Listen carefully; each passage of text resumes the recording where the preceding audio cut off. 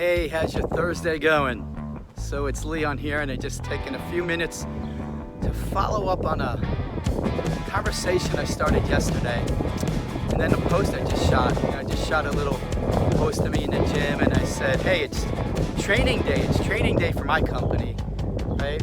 For my company, it's a training day. And, I know a couple of my friends that are in organizations that they have training today, whether it's Zoom or they have people like social distancing around, but their training, in my mind, may not be as effective as my training day today, right? I asked, what are you guys training on?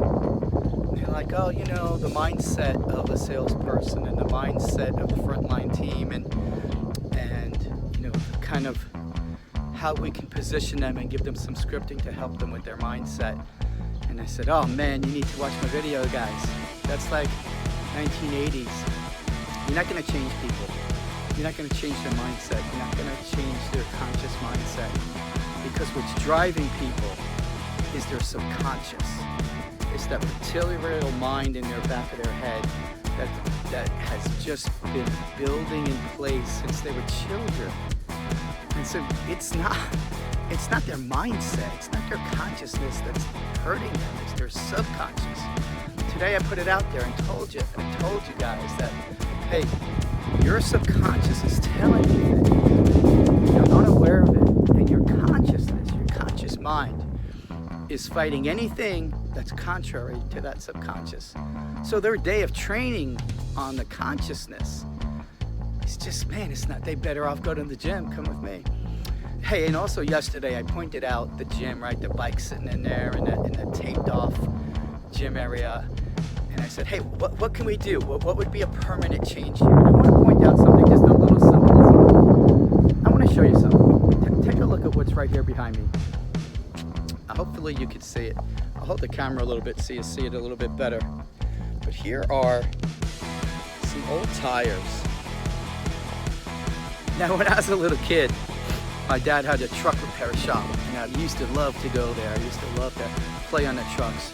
And one of the things that there was always a big pile of, and they paid somebody to come take them away, was tires, old tires. In fact, you could see them better this way. I'm sorry, man, I'm a bad video guy.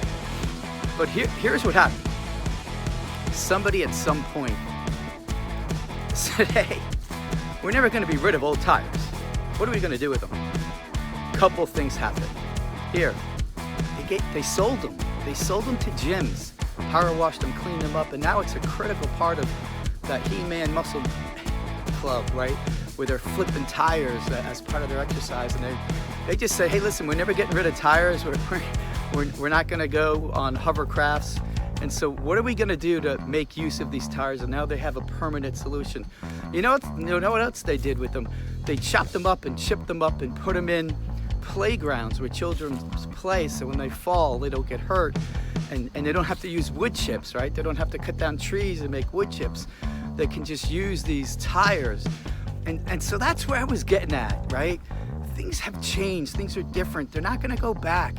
So how can you take what is and make a business out of it or make it more effective? I was a little late when I was coming in, but in this, I'll just turn this way so you can see it. It's an empty parking lot right now. But all those bikes that were inside were all over that parking lot this morning, and they were doing the spin class. And it was a heavy, heavy spin class.